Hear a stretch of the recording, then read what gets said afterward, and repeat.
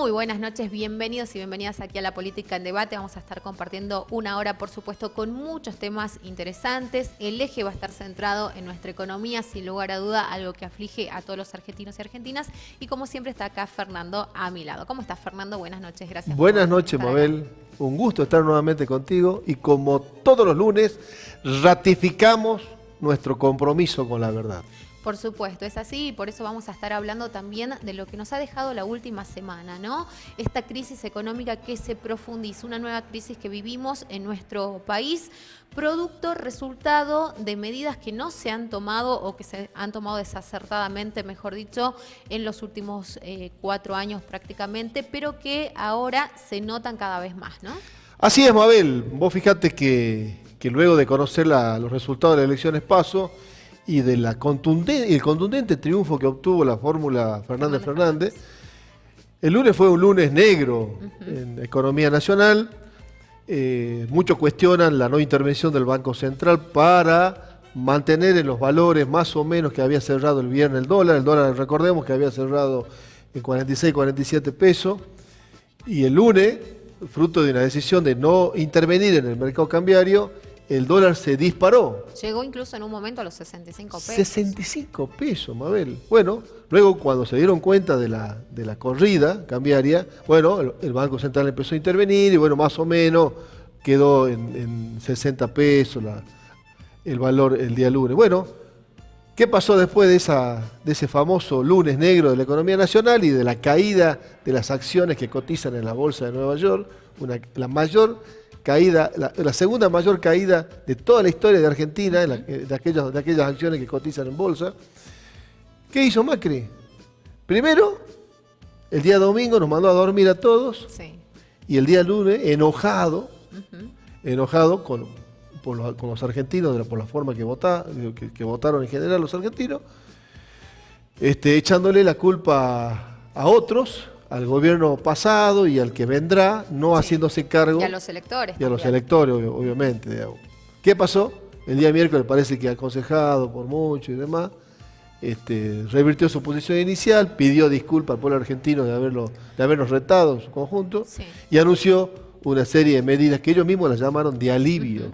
Que en un rato la vas a estar analizando con el licenciado José Alferi también, ¿no? Sí. Fernando, y en esto Martín Redrado ha sido contundente. Yo, sin ser Martín Redrado, ya me había dado cuenta, creo que la mayoría de la población lo sentía de esta manera. El gobierno hizo todo lo posible en ese lunes para generar o para permitir en realidad que este caos se instale, ¿no? Como vos decías, una forma también de castigarnos por la manera de elegir o por la manera en la que eligió en su mayoría el pueblo argentino. Y te leo una frase que él dijo, ¿no? El presidente dio la orden de que el dólar se vaya donde se tenga que ir. Eso Redrado lo dijo, nosotros teníamos la especulación de que podría haber sido así, pero él con fuentes directas, ¿no? Con fuentes cercanas, obviamente, él ha tenido la posibilidad de estar al frente del Banco Central, entonces conoce perfectamente y tiene obviamente informantes privilegiados en ese sentido, ¿no? Así es, Mabel. Vos fijate que la no intervención del Banco Central, que lo venía haciendo además fuertemente en las últimas semanas preelectoralmente, ¿no? Intervenía de forma permanente, pero además tenía el blindaje dado por el Fondo Monetario Internacional para poder hacer frente a cualquier tipo de corrida cambiaria que se pretenda llevar adelante en el mercado financiero nacional, en el mercado cambiario nacional. Ellos tienen la posibilidad y disponen de todas las herramientas para evitar una corrida de este tipo, ¿sí? Lo curioso es que, si bien es cierto, Mabel, que toda elección de recambios de autoridades nacionales, en este caso del presidente, todo su gabinete y demás, y obviamente el triunfo de la oposición de esa manera tan contundente, obviamente que genera incertidumbre en el mercado financiero, digamos.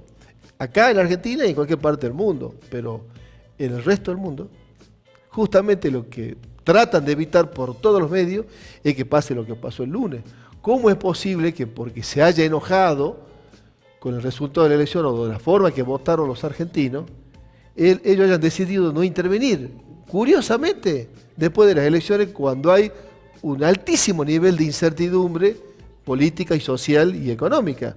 Entonces, lo confirma Martín Redrado, como decís vos, porque vos bien dijiste, Martín Redrado, hay que también recordar de que él fue presidente del Banco Central y él mismo señaló de que funcionarios que trabajan desde ahora y de hace mucho tiempo en el Banco Central le dieron esta información como que la orden era no intervenir en el mercado cambiario. Bueno, ¿no? y se habla incluso hasta de una orden de Mauricio Macri que no escuchaba a sus asesores, ¿no? En este contexto, como ustedes sabrán, y como analizan muy bien algunos, preelectoralmente él estaba eufórico, después estuvo enojado, después estuvo triste y fue mutando, digamos, de estado de ánimo hasta que empiezan a salir estas medidas que de alguna manera intentan auxiliar al pueblo argentino, ¿no? Bueno, ¿qué es lo que pasa con esto? Lamentablemente quienes sufren las consecuencias obviamente son los sectores que venían ya con mayor vulnerabilidad social, ¿no? Se acrecienta entonces lo que son los niveles de pobreza, se está hablando ya de que la pobreza en nuestro país a fin de año podría ascender al 38%, ¿no? Un dato tremendo. Mauricio Macri asume con el 27% de pobres en su momento, en 2015, ¿no? Aquel 10 de diciembre, pero sin embargo, mira la brecha que se abre y cuántos argentinos más han caído, ¿no? Lamentablemente en la pobreza. Hay un dato que es contundente en la realidad nacional, que la mitad de los niños en Argentina están en situación de pobreza. Lo hemos mencionado muchísimas veces en nuestro programa. Ese es el dato que más nos debe conmover como sociedad y que nos debe llamar profundamente a la reflexión sobre qué es lo que hicimos los argentinos de nuestro país, ¿sí? Vos fíjate, cuando asumió Macri, el dólar cotizaba a 9 pesos con 50. Sí. Hoy, el día viernes pasado, la cotización del dólar cerró en 58 pesos, un centavo más, centavo menos. Y se prevé un dólar altísimo. Y se prevé un crecimiento y un dólar que el año va a terminar con un dólar mucho más alto y obviamente con los niveles de inflación que han disparado y que obviamente el presupuesto nacional ha sido calculado con otro pronóstico de inflación, seguramente va a tener que recibir un reajuste muy importante, ¿no? Bueno, algunos ya hablan de un dólar a 80 pesos a fin de año, ¿no? En el mes de diciembre.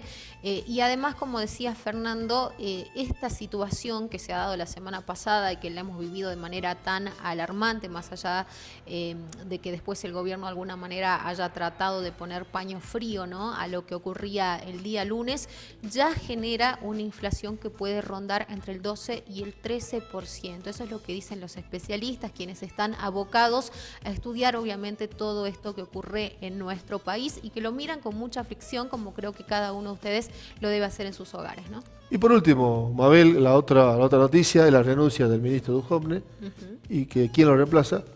El ministro de Economía, que era ministro de Economía de la provincia de Buenos Aires, Lacunza, y que fue uno de los ministros que más endeudó a la provincia también. Tal cual, es así, y bueno, con todos los cambios que esto conlleva, de alguna manera, ¿no? Decían, ya Duhovne estaba bastante molesto, por eso la semana pasada no había figurado, ¿no? Prácticamente había desaparecido de la escena política y mediática, y además no se lo podía sostener más, ¿no? Él quería irse, de hecho, por eso la renuncia se da en medio de este fin de semana largo, y obviamente esto lleva a que se lo convoque a Lacunza. Dicen que ya se venía hablando, ¿no? Porque ya Duhovne manifestaba desde hace un tiempo estas molestias. Él era supuestamente el referente, el responsable de sostener todo el diálogo, de llevar adelante y de garantizar los desembolsos al FMI también. Entonces, obviamente, de alguna manera se resquebraja toda esta situación y se termina de romper la semana que pasó. Mira, Mabel, nosotros los argentinos tenemos una memoria inflacionaria que es permanente y que además cualquier corrida cambiaria nos lleva urgentemente a los argentinos a recomodar precios y todos salimos corriendo a proteger los pocos pesos que tenemos de excedente al dólar, digamos. La economía se trata de generar confianza. No podemos culpar a los argentinos de que salgamos corriendo a comprar dólares porque es una forma de proteger los pocos ingresos que tenemos en relación a los gastos, pero además quienes tienen que dar el ejemplo y generar confianza son justamente quienes están gobernando el país.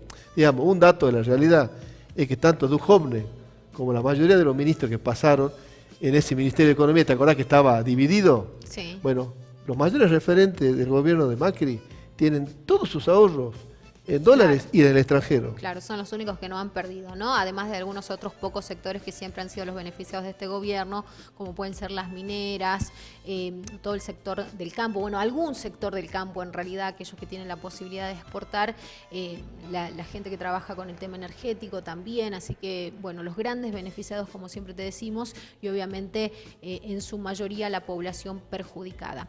Nosotros nos vamos a la pausa, pero quédense ahí, que queda mucho más de la política en debate. En un ratito el licenciado José Alferi y también la presencia aquí de uno de los protagonistas de las próximas elecciones.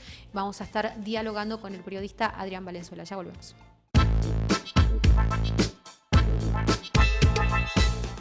Las obras que hicimos y las que estamos haciendo en Rosario de la Frontera son obra de todos. Construimos 532 viviendas y 252 soluciones habitacionales. Sumamos 2 nuevos puestos sanitarios, ampliamos el Hospital Melchora Cornejo y refaccionamos el Centro de Salud Ramón Abdala de Rosario de la Frontera. Finalizamos el edificio de la terminal de ómnibus. Creamos un nuevo edificio municipal y una fiscalía penal para que tengas un mejor servicio. El Centro de Desarrollo Infantil y Jardín Maternal ya es un hecho y continuamos con las obras del Colegio Secundario número 5223 en El Portero. Refaccionamos el Teatro Municipal y estamos finalizando la puesta en valor del Hotel Termas. El sistema de emergencias 911 sigue sumando tranquilidad y seguridad para todos. Estamos ampliando el suministro de energía eléctrica para Bellavista y son muchas las obras que aún seguimos sumando. Obras para que vivas mejor. Gobierno de la provincia de Salta. Seguimos con obras en tu ciudad. En barrio Nuestra Señora del Carmen, estamos por finalizar el mirador creativo que nos habíamos comprometido a construir. En barrio Alto La Loma, a la pavimentación, sumamos la canalización de la calle lateral a la avenida Perón. En barrio El Guayco, los vecinos ya pueden ver el avance del pavimento de 11 cuadras en las inmediaciones de la escuela barrial. Cumplimos. Salta, tu ciudad.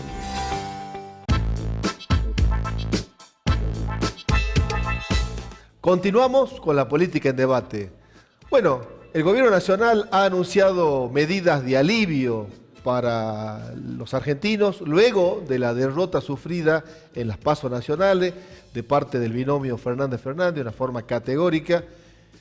Así que hemos querido invitar al licenciado José Alferi. Él es especialista en finanzas y con él queremos conversar sobre estas medidas de alivio que ha adoptado el gobierno nacional. ¿Qué tal, José? ¿Qué tal, Fernando? ¿Cómo está? Un gusto que me invites siempre para charlar de estos temas. Bueno, la verdad que es un gusto para nosotros.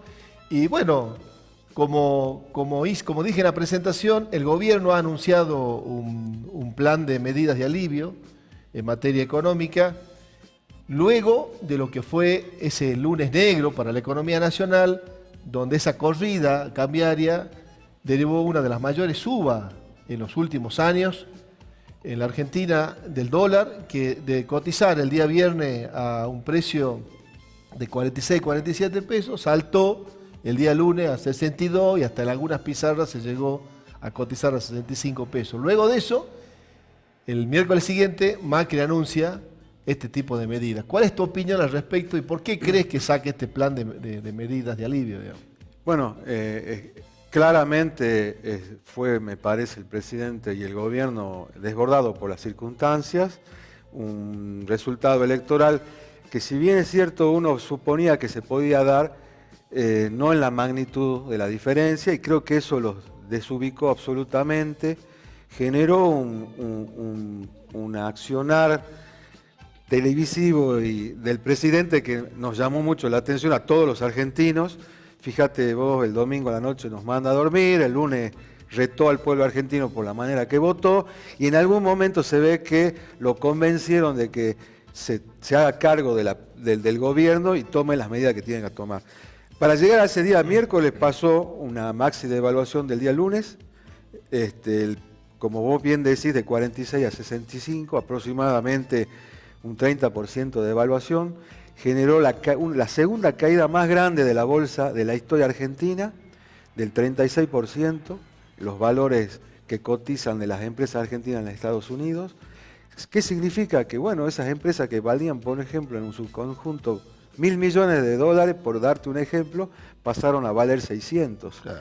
en horas. Tremendo. Y ese es el valor, y el valor, la riqueza que se destruyó gracias al no accionar, me parece, del gobierno y no tomar las medidas en el momento que se necesitaba. Yo creo que el domingo a la noche, el presidente debería haber reconocido su derrota, y felicitar al que ganó. Convocar al diálogo. Y convocar al diálogo para tomar... Darle una señal a los mercados. Exactamente. ¿Y qué hizo? Le dijo al pueblo argentino que como votaron mal, eso es el castigo del mercado, del castigo divino. Bueno, no sé. Liberó el mercado cambiario. Exactamente, dejó que corra. Que cotice en función de la oferta y la demanda. Exactamente. No intervino el Banco Central. Así es. Pero ¿qué pasa? Es fruto del modelo económico del gobierno, que es solamente centrado en la cuestión financiera.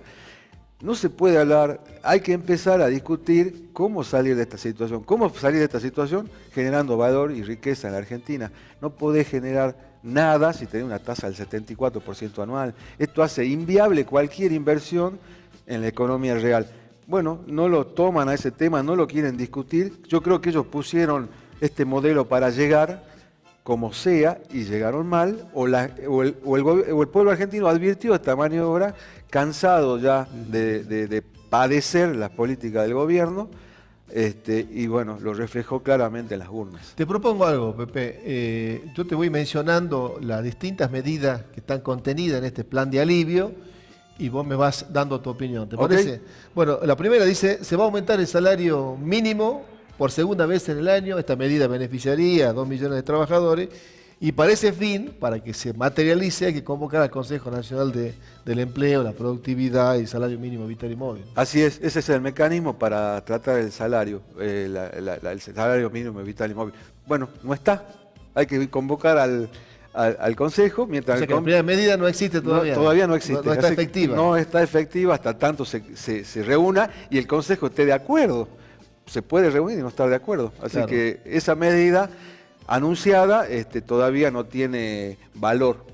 Bueno, dijeron que se iba a congelar por 90 días el precio de las naftas y los combustibles. Bueno, ¿qué pasó? También hubo un problemita, porque el presidente salió a anunciar eso, después hicieron llegar las petroleras su queja, porque bueno, hay un acuerdo que tiene que ver con que el precio de la nafta tiene que ver con el Estado dólar. no puede fijar el precio. No puede del fijar el combustible. precio.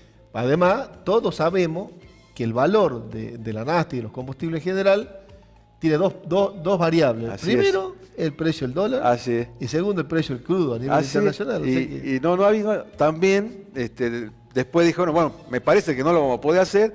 Tras cartón sale el ministro de Infraestructura, de Energía, Dietrich, a decir, no, sí lo vamos a hacer. O sea, me parece que no se ponen de acuerdo y la verdad es que hay un mecanismo que excede la voluntad de un gobierno. Ellos fijaron una regla y hoy no se pueden apartar. Pero sin embargo, sacaron un decreto. Sí. En definitiva, después terminaron fijando por decreto El precio. congelado Hasta los 90 días. Esperemos que esto se mantenga, pero de todos modos está claro que a las empresas las van a tener que compensar vía el gobierno verá cómo. O sea que si no sale del bolsillo de la gente, saldrá de algún acuerdo entre las petroleras y el gobierno. Y está claro también que después que pasen los 90 días, el precio va a tomar el precio que tenga el dólar. Un impulso muy importante. Claro. Dice también, para los trabajadores que pagan el impuesto a las ganancias, se aumenta un 20% el piso y la deducción especial, a partir de los cuales pagan el impuesto los jubilados y los empleados en relación de dependencia. Esto permitirá una mejora en el sueldo de bolsillo para 2 millones de personas de alrededor de 2.000 pesos por mes. Está bien. Es una medida que uno en principio puede estar de acuerdo. Subir la base del mínimo no imponible, pero hay un vía indirecta que nos genera a los salteños en este caso un grave problema. Porque tanto el impuesto a la ganancia como el IVA, que es otra de las medidas que ha tomado, que es a la canasta básica, 13 productos, retirarle el IVA, claro, quitarle el IVA, nos afecta directamente porque es fondos que van a dejar de ser coparticipables para la provincia. La provincia recauda fondos, recauda impuestos, gira a la nación los reparte de nuevo para hacerlo sencillo a las provincias en función de porcentajes cada uno que tiene asignado, esa base de dinero se va a achicar en función de que no se va a recaudar, tanto por la baja del impuesto como por... O sea, ¿qué hace el gobierno? No está aportando nada, le está trasladando a las provincias el costo de la crisis. crisis. Bueno, a propósito, el día miércoles se reúnen Fernández con la mayoría de los gobernadores. Así es. Los peronistas y los no peronistas, porque están todos preocupados. Así es. Porque más allá, digamos, de que no se oponen a medidas que signifiquen algún alivio y que signifiquen poner el plata en el bolsillo de la gente, así es. Ni menos los jubilados, lo que sí preocupa es el desfinanciamiento de las provincias. Porque el presupuesto provincial, por ejemplo, de Salta, tiene un 75% de fondos de origen nacional. Claro. Cuando baja eso, ya la provincia tiene calzado esos fondos para tener salud, educación, seguridad, etcétera, etcétera. Y es la realidad de la mayoría de las provincias argentinas. Así es. Vamos a otro. Dice, devolución por los impuestos ya pagados en el año del orden de 12.000 pesos para una familia tipo matrimonio con 2 hijos, con un salario bruto de 80.000 pesos al mes. Bueno, eso es una medida también que tiene que ver con... aquellos que ya han pagado. Ya han pagado, se lo van a devolver. O sea, de alguna manera es para reactivar, todas estas medidas son para reactivar el consumo tan deprimido que en 3 años, casi 4 años nunca atendieron. Y bueno, esas medidas de alivio que vos bien decís, en realidad yo las veo como medidas desesperadas de un gobierno que nunca atendió los reclamos de la gente, y me parece que, bueno, ya es tarde. Bienvenidas sean. Obviamente. Pero me parece que en términos electorales, como me parece que lo plantean ellos... No, pero aparte está claro, digamos, son medidas para claro, 90 días justo después de la... supuestamente hasta el balotaje. Exactamente. Dice, los trabajadores en relación de dependencia no pagarán sus impuestos al trabajo, aportes personales, el 11% del sueldo bruto durante septiembre y octubre, con un tope para el beneficio de 2.000 pesos por mes. Beneficia a 6.500.000 trabajadores. Son los trabajadores en blanco, que como...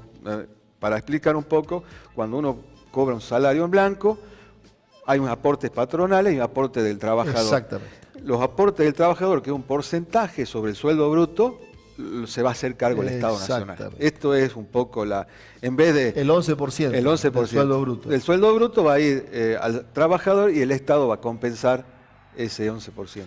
Obviamente, solamente durante los meses de septiembre y octubre. Exactamente. Bueno. A los trabajadores informales y los desocupados se les brindará 2 pagos extra de 1.000 pesos por hijo, uno en septiembre y otro en octubre. Esta medida alcanza a 2.200.000 padres y madres con hijos cubiertos por la asignación universal. Sí, claro, se supone que son las personas que tienen planes sociales. Planes sociales, asignación universal por hijo. Está bueno. Está bueno porque significa, digamos, aminorar el impacto de la tremenda devolución. Bueno, de todos modos, creo que, a ver, para ser serios en el análisis, todas estas medidas van a quedar atrás por la devaluación. Claro, obviamente. O sea, por más que... Sigue el salario corriendo muy por debajo del incremento, digamos, de la inflación y del tipo de cambio. Porque claro, esta maxi devaluación se va a trasladar a los precios. Ya se están trasladando, ya todo lo estamos viendo, que en las góndolas de los supermercados, en los almacenes, la fruta, las verduras, todo ha aumentado de una manera muy por encima de la misma devaluación. Este es el problema cuando tenés esta inflación descontrolada, porque cada uno, yo aumento el precio por la duda. Sí. O sea, y según mi criterio, o sea, no es que hay un... No, pero además, vos sabés, Pepe, que los argentinos, por lo menos nosotros tenemos 54 años, hemos crecido, hemos vivido, hemos desarrollado con inflación permanentemente. Digamos. Y hay mecanismos inconscientes que uno activa. Salvo, viste, ese tramo, digamos, de vigencia de la convertibilidad en Argentina, digamos, de ese plan antiinflacionario que implementó Cavallo, que en términos de plan antiinflacionario fue exitoso. Fue exitoso, efectivamente. Pero salvo ese lapso. El resto es totalmente de inflacionario. Es más o es menos, pero hemos vivido con inflación. Entonces esa memoria inflacionaria hace que el empresario y el comerciante argentino tenga esa conducta que vos señalás. Así.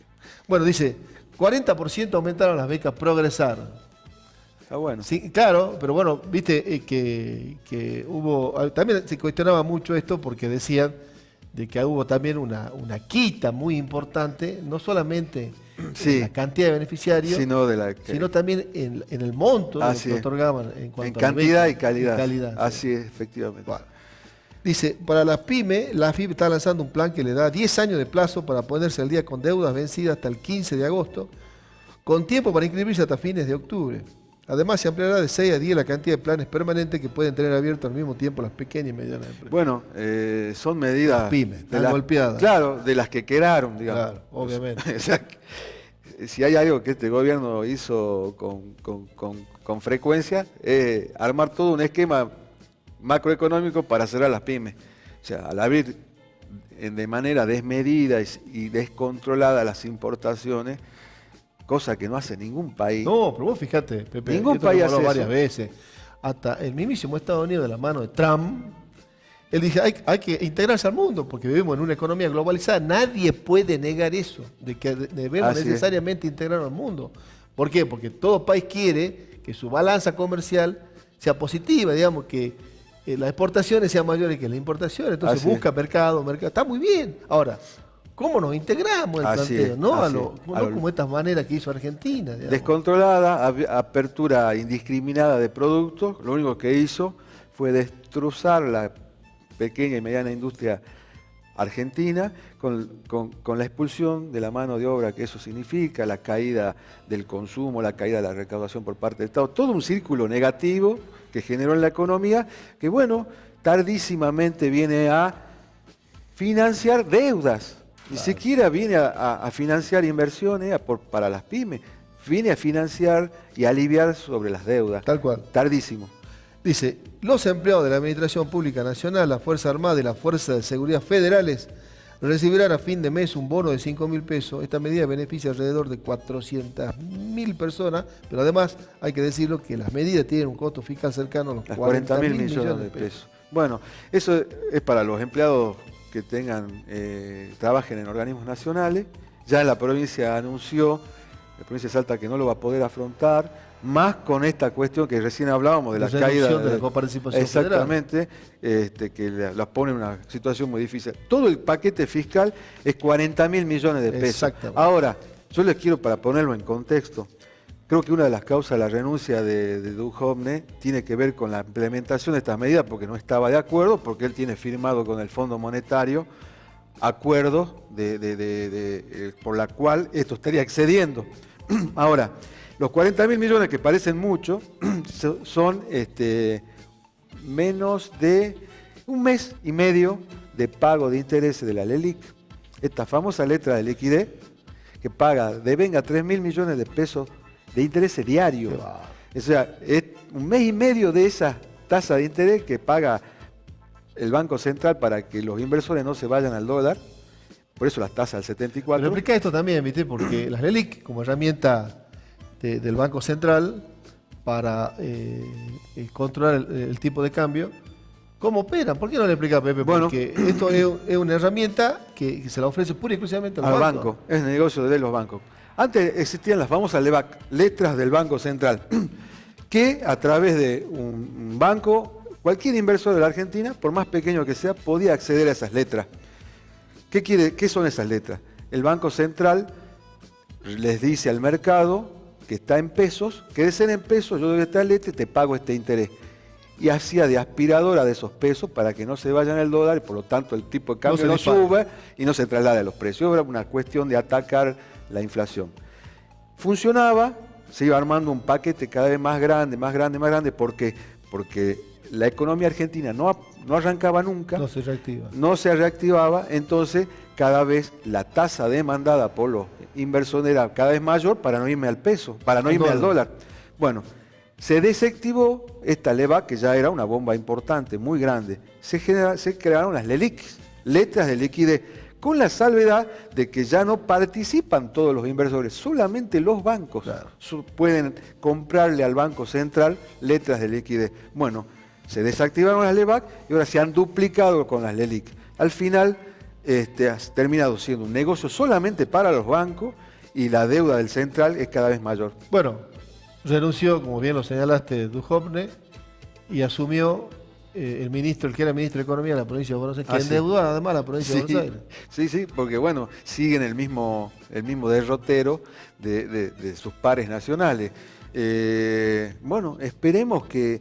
Mira, uno no quiere ser pesimista, pero no veo nada que pueda llegar a cambiar algo, salvo estas medidas que son un alivio temporal, que tienen que ver seguramente con unas medidas que apuntan a una elección, a ver si tienen alguna oportunidad de revertir lo que pasó en las PASO, pero que yo creo que los temas fundamentales no lo van a poder, no tienen ni tiempo para reverlos, porque aparte no creen en esas medidas. No, pero aparte vos sabés, Pepe, que la economía se basa en la confianza, y este gobierno no tiene confianza, así que sin lugar a duda vamos a tener que esperar hasta octubre para que los argentinos sepamos qué es lo que va a pasar el año que viene en Argentina. Así es. Bueno, muchísimas gracias. Gracias a ustedes y a su disposición. Bueno, muchísimas gracias.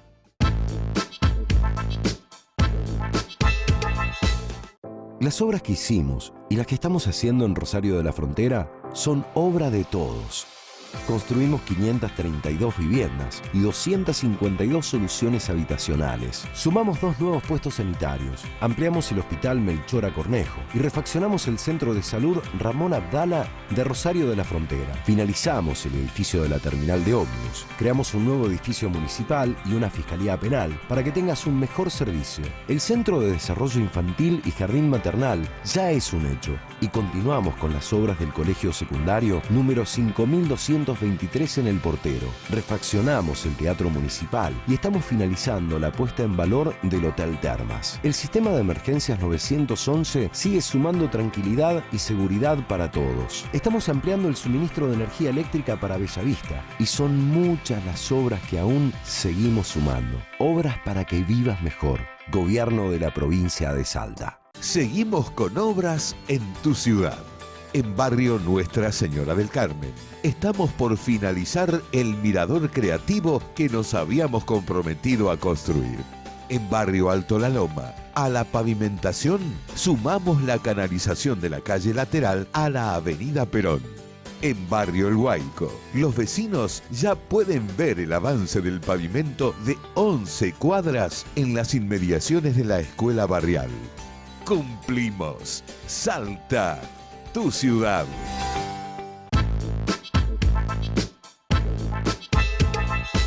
Continuamos acompañándote en esta noche. Estamos con Adrián Valenzuela, él es periodista, seguramente ustedes lo conocen, precandidato en estas elecciones a diputado provincial por el Frente Plural. ¿Cómo estás, Adrián? Buenas noches, gracias por acompañarnos. ¿Cómo estás, Mabel? Gracias por la invitación y la posibilidad y el tiempo que has esperado justamente, sí, porque hace mucho tiempo que venimos charlando, venimos conversándolo, pero no era el momento oportuno y ahora sí el momento oportuno y saldando deudas porque te dije, primer periodista, primer programa con el que iba a hablar iba a ser con vos.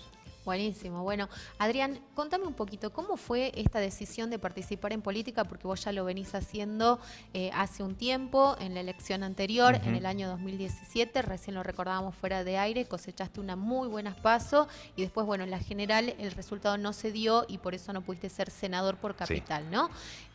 Pero sin embargo, seguiste trabajando en los barrios, yo te sigo en redes sociales, entonces he podido ver que continuamente estás en contacto con la gente, además de que siempre has hecho un periodismo cercano socialmente, ¿no?, a quienes más lo necesitan. Contame cómo ha sido esa evolución y por qué has decidido en realidad involucrarte hace un tiempo ya en esta actividad. Esto comienza hace 2 o 3 años atrás, después de mucho laburo a través de un periodismo social.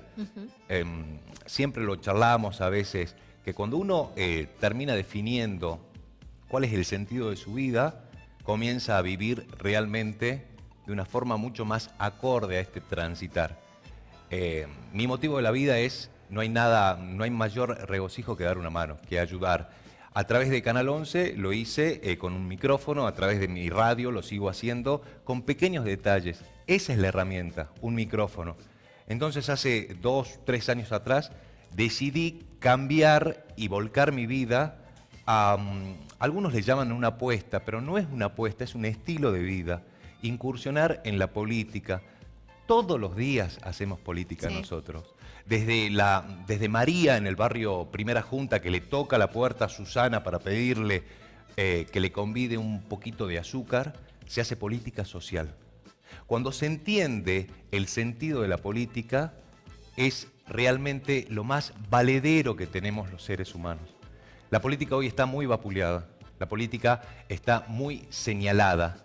La política, en algunos de los casos, la llaman o la mencionan como el arte de todo lo posible en el egocentrismo. Cuando uno es ególatra, cuando quiere y trabaja para uno mismo, deja de llamarse política. Y ese es el sentido que tenemos que recuperar. No fue una decisión fácil. No fue fácil incursionar en política. Me pasó lo mejor que me podría haber pasado. Primero incursionar, sí, y después perder. Pero en realidad no pierdo. Lo que yo he ganado es experiencia. Experiencia de trabajo y saber quién es quién, y eso es lo más importante. ¿Cómo viviste esa etapa, no? Porque digo, en algún momento era como que ya era un triunfo que estaba prácticamente cocinado, si uno lo miraba en ese escaso tiempo, ¿no? que conlleva la elección paso hasta la elección general, y al mismo tiempo, no sé si has dado explicaciones de esto, porque de alguna manera, ¿no? Se usaba esto para... no sé si para ensuciarte, sí. Sí. No sé si ese es el término correcto. Sí. Se hablaba de situaciones de denuncias de violencia de género, se habló de todo, de filiación. De todo se habló. El que nada debe, nada teme. Yo sigo mirando a la gente a los ojos, sigo trabajando. No fue un momento fácil el que viví. Esa es la política que hay que desterrar. Desterrar la vieja política de meterse con situaciones que, en este caso en particular, de las que mencionaban, eran falaces. Eran mentiras. Ahora, muchos creen que desde un tiempo a esta parte, 3 años hasta la actualidad, se hace política a través de las redes sociales. Y están tan equivocados. Política se hace todos los días, tocando la puerta y también compartiendo un mate, escuchando a los vecinos. Esa es la verdadera política. ¿Fue difícil? Sí, fue muy difícil. Fue muy difícil, porque en mi caso personal, a diferencia de muchos políticos, mi mamá, la Mirta, va y compra en la verdulería del barrio. Claro. Entonces yo le decía y charlaba con algunos, che, pero por favor, hay que desmentir esto, que el otro, le está pasando esto a mi vieja. Y me decían, sí, pero eso le pasa a todos. No, no les pasa a todos, porque las mamás de ustedes no van a una verdulería de barrio. Mi vieja sigue yendo a la misma verdulería. Y eso desde lo más chiquito hasta lo más amplio. Cambiar a los chicos de colegio. O sea, la afectación fue real. Realmente fue mucho interna, más grande, familiar. De lo sí, que mucho más grande. No fue un daño solamente electoral. No. El daño, yo no lo tomo, te vuelvo a repetir, Mabel, no lo tomo como un daño electoral. Lo tomo como una verdadera experiencia de vida. Y que reafirma mi compromiso de estar hoy acá. Pero vos sos un hombre muy positivo, siempre tratás, ¿no? Como de inculcar también eso en la gente que te escucha. Es toda experiencia. En nuestras charlas que hemos intercambiado algunos mensajes también, siempre es como que tirás buena onda, como que tratás de que la gente esté arriba. ¿Eso también lo aplicaste en este sentido? Por supuesto. A ver, el que nada debe, nada teme, y el que se enoja, se enferma. Sí. Y en estos tiempos, es más... seguramente ya se van a salir a decir un montón de situaciones, pero ha quedado demostrado que terminó la campaña política en octubre del 2017 y no se volvió a hablar más de nada. Nadie incursionó en periodismo de investigación. No se dieron cuenta que se mencionaron hasta nombres de niños, de mis hijos. Pero eso quedó ya en el pasado. Si yo centralizo mi fuerza, mi compromiso en eso, hubiese tomado otra decisión. Yo no voy por el cargo. Claro. Es una decisión de vida, de trabajo, de herramienta, de servir de nexo entre el... Es muy fácil de entenderlo. Problemática, nexo, solución. Sí, vos conocés mucho las problemáticas sociales. ¿Cuáles son tus principales intereses, no? Esto de decir, bueno, yo quiero llegar a la Cámara de Diputados y ¿qué quiero hacer? ¿Cuál es mi horizonte ahí? ¿Por quiénes quiero trabajar? Y sobre todo si ya tenés algunas ideas de proyectos que se puedan llevar adelante, ¿no? Es que eso es lo que hay que debatir. Todo el mundo debate cuestiones personales o fake news o mentiras a través de las redes. Ahora, podemos hablar de proyectos macroestructurales, de la economía, del dólar, de la realidad de Salta. Hoy, Mabel, lo que le importa a Olga Lescano en el barrio Siglo XXI es que le den la posibilidad de servir de nexo para darle de comer a 45 criaturas que no tienen la posibilidad de merendar con sus hijos. Puedo decirte, sí, vos sabés que vamos a trabajar en este contexto, en el tema medioambiental. Hay un trabajo hecho, un trabajo que venimos concretando, charlando con Matías Posada, que es el precandidato a intendente. Un hombre en el cual confío plenamente que se ha venido preparando y trabajando para llegar a estas instancias. Pero a mí particularmente lo que me importa es traccionar para que la gente encuentre una salida en materia laboral y en materia educativa. La educación me apasiona y eso lo aprendí desde chico. Mi mamá docente jubilada, mis hermanas docentes, y he tenido la posibilidad de compartir varias charlas y reuniones con Roberto Di Bajur, un hombre que sabe mucho en materia de proyección, justamente en materia educativa. ¿Qué es lo que falta hoy en Salta? Y también lo hablé con el actual intendente, precandidato a gobernador, y estoy seguro que va a ser el gobernador. Sí, lo hablé con él. También trayendo esta historia y este compromiso que lo charlamos con Roberto Di Bajur. Un polo tecnológico. Hay que educar a los chicos en materia tecnológica. De cada 10 criaturas o de cada 10 adolescentes o jóvenes, 9 tienen un celular. Todo está a la cuestión del ya, la cultura del ya. Entonces hay que apuntalar ahí.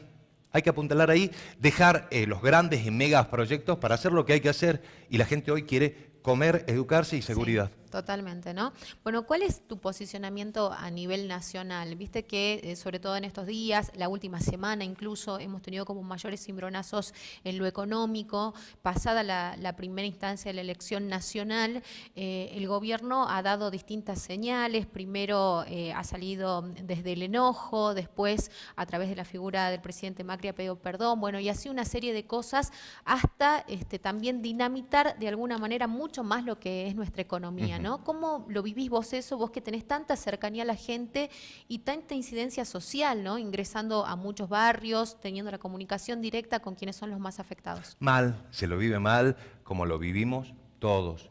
Se hicieron mal las cosas desde un principio. Y ojo que esto va más allá de cualquier bandería política.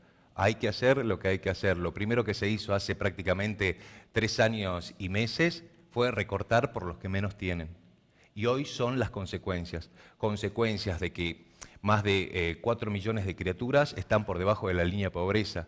Consecuencias que no hay opciones en materia laboral, consecuencias en los adultos mayores. Hace un par de horas atrás se dio a conocer diferentes medidas, estrategias en el marco justamente de lo que son los salvatajes económicos para nuestro país. Y resulta que no se los mencionó a los viejos, no se los mencionó a los jubilados. Vos no sabés, Mabel, los pedidos constantes de leche. Yo no tengo un bolsón de alimento. Claro. Mi política no es esa. Bueno, nosotros somos un poco la caja de resonancia de los problemas, ¿no?, que vive la sociedad y muchos de estos nos exceden. También entiendo que eso haya sido parte de esta decisión de involucrarte, ¿no? Por supuesto. Si a través de una radio, de un micrófono, se pueden dar soluciones, se pueden gestionar, porque eso es lo que hay que recuperar, la gestión y seguirla hasta obtener una respuesta. La semana pasada me llama una mamá del interior que había fallecido, vino desde Molino, había fallecido su bebé, un bebé que nació con 800 gramos, que nació en el 6º mes, nació prácticamente, falleció a las horas de haber nacido. ¿Qué es lo que me pedía la madre? Que no tenía cómo trasladar, no tenía un cajón y no tenía cómo trasladar el cuerpo de su hija hasta Molino. ¿Qué es lo que se hizo? Desde un pequeño espacio, llamar a las personas que hay que llamar y la solución apareció. Entonces hay que terminar con la burocracia. Si están todos los organismos al alcance de una gestión, ¿cómo no se va a traccionar para hacerlo más rápido? Tal cual.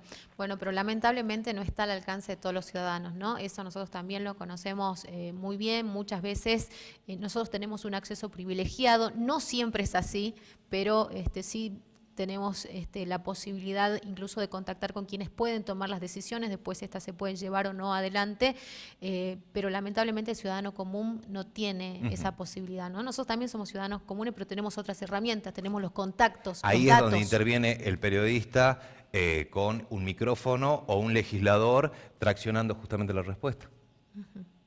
Totalmente de acuerdo. Bueno, ¿cómo te ubicás dentro de este frente de Sáenz gobernador? ¿Qué es lo que te llevó a estar en este espacio político en la actualidad? Porque en la elección anterior vos estabas en otro lugar, ¿no? Mi trabajo o el compromiso asumido en las elecciones pasadas terminó en el mes de octubre. Yo continué trabajando y dentro del trabajo me encuentro en el camino con Gustavo. Charlamos, hay un compromiso, hay una necesidad de trabajar por la gente y fue, creo que, la decisión más difícil que he tomado también.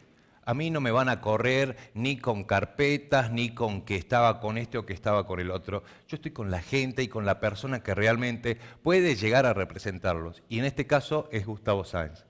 En enero de este año, hablando hace prácticamente 8 o 9 meses atrás, dije a través de mi pequeño espacio, a través de mi opinión, que iba a acompañar a Gustavo Sáenz. Lo recuerdo. Lo dije antes que se hubiera originado todo lo que pasó las últimas semanas y particularmente el sábado. Yo estoy convencido, es un compromiso personal, particular, pero antes que nada, familiar de trabajar con la gente que realmente tiene ganas. Y no con esto te quiero decir que no hay ganas de ninguno de los otros referentes. Son políticos y son, actores necesarios, sociales y políticos, que le han hecho bien o mal a la sociedad. Cada uno después, a la hora de votar, es quien tiene la última palabra. Muchísimas gracias. Por favor, Mabel, acompañarnos. muchas gracias a vos. Una excelente noche. Nos vamos a la pausa, quédate ahí, ya volvemos.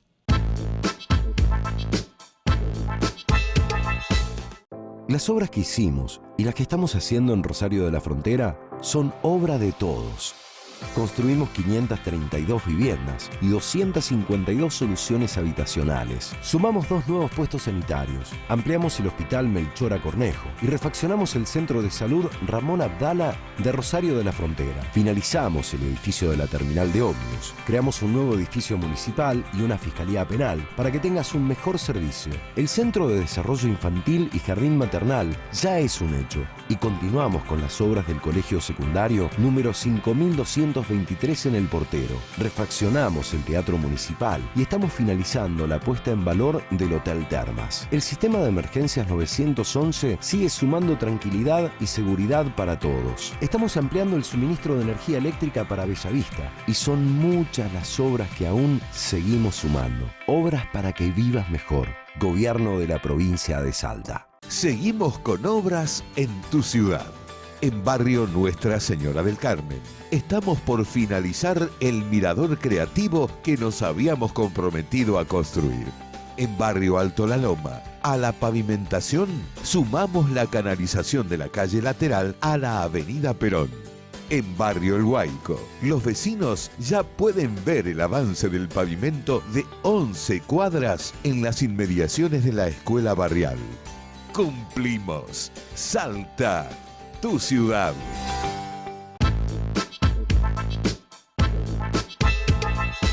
Último bloque ya de la política en debate, pero tenemos muchos datos para darte aún porque obviamente ya hay encuestas postelectorales, encuestas post-paso que siguen marcando una misma tendencia, ¿no? ¿Es así, Fernando?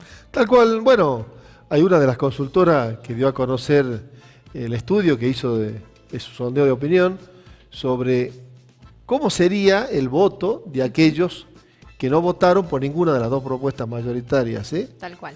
¿Y cuál fue el resultado de esa encuesta? De que, bueno, sondearon los votos que obtuvo Esper y Gómez Centurión, y Macri obtendría la mitad de los votos de esos espacios. Pero recordemos que también tanto Esper como Gómez Centurión recogieron un poco más del 2,5 y el 1,8. No superan el 4,28, un porcentaje similar, ¿no? Del 4%. De todas maneras, la mitad de esos votos irían para Macri.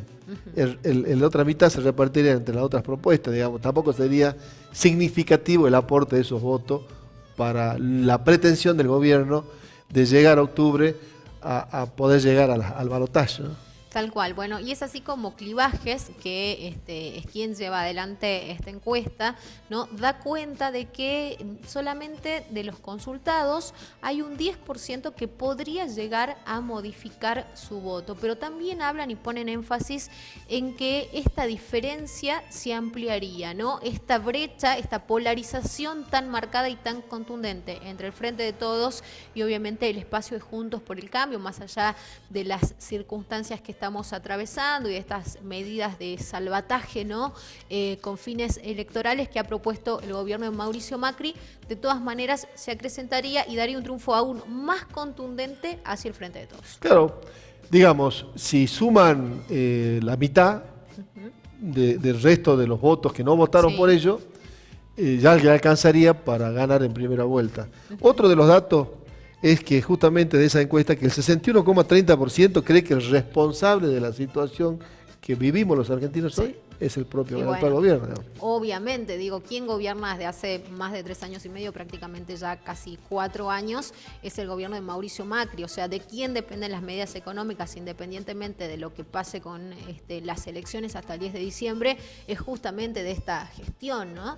Y el 15,70% cree que los responsables son los del gobierno anterior, digamos. Sí, pero se va cayendo un poco, ¿no? Esto de la pesada herencia, digamos, han tenido la oportunidad de darlo vuelta, de demostrarlo con hechos y sin embargo no se logró, por lo menos hasta esta parte, y creo que en general la población, como vos decías, Fernando, este 61% que marcabas recién, no descree de que puedan haber también mejoras en lo que resta, ¿no? De la gestión de este gobierno nacional que parece, todo da a entender que podría estarse despidiendo. Sí, lo más triste, Mabel, es de que desde que comenzó este gobierno hasta ahora, el que asumió el costo de la crisis, de todas las medidas económicas que tomó este gobierno, porque hubo una brutal transferencia de los sectores menos desfavorecidos de la sociedad, de los sectores más empobrecidos de la ciudad, para decirlo con todas las letras, a los sectores minoritarios de la población argentina, de que hay una gran concentración de capital. Digamos,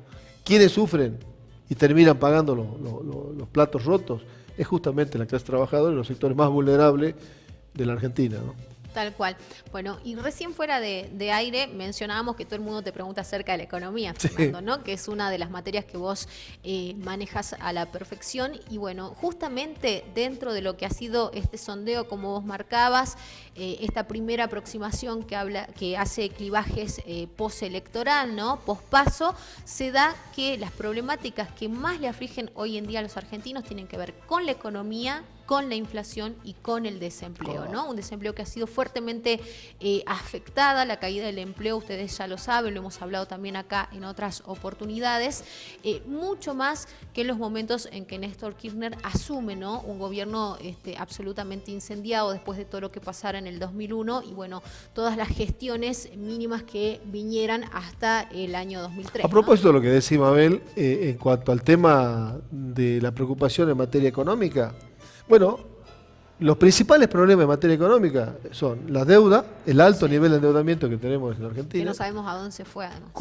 ¿Qué es lo que va a pasar en relación al torno de los servicios y la amortización de la deuda en Argentina, digamos?